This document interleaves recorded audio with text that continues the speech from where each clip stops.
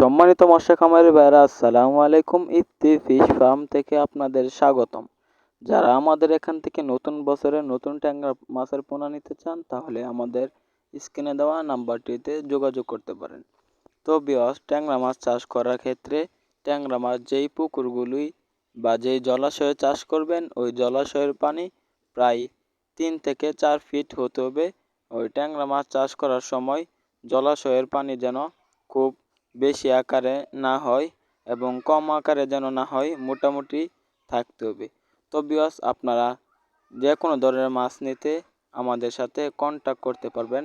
আমরা যে কোনো ধরনের মাছ হোম ডেলিভারি দিয়ে থাকি এবং আমাদের এখান থেকে সরাসরি আপনারা দেখে নিয়ে যেতে পারবেন।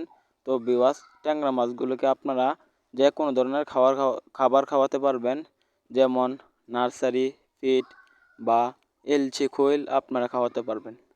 অবশ্যই ভিউয়ার্স, একটা জিনিস লক্ষ্য রাখতে হবে, ট্যাংরা মাছগুলো যেই পুকুরে চাষ করবেন, ওই পুকুরের চারপাশের গাছপালা ছাটিয়ে দিতে হবে, পুকুরে রোদ লাগতে হবে।